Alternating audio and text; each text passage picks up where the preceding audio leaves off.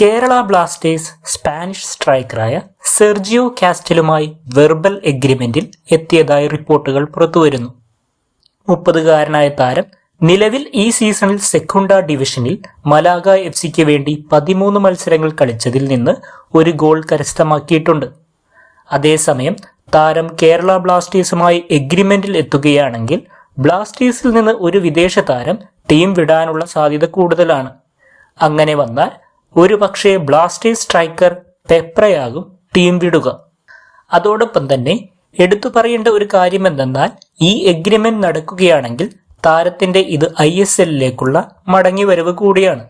കാരണം ജംഷഡ്പൂർ എഫ്സിക്കായി 2019-20 സീസണുകളിൽ കളിച്ച താരം 11 മത്സരങ്ങളിൽ നിന്ന് 7 ഗോളുകൾ കരസ്ഥമാക്കിയിട്ടുണ്ട്.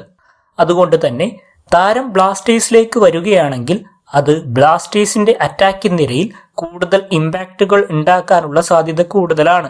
കാരണം നിലവിൽ ബ്ലാസ്റ്റേഴ്സിന്റെ സ്ട്രൈക്കറായി സ്പാനിഷ് സ്ട്രൈക്കർ ഹീസസ് ജിമനസ് ആണുള്ളത്. അതുകൊണ്ട് തന്നെ സെർജിയോ കാസ്റ്റൽ കൂടി ബ്ലാസ്റ്റേഴ്സിലേക്ക് വന്നാൽ ബ്ലാസ്റ്റേഴ്സിന്റെ അറ്റാക്കിംഗ് നിരയിൽ ഒരു സ്പാനിഷ് ഡ്യുവോ രൂപപ്പെടാനുള്ള സാധ്യത കൂടുതലാണ്.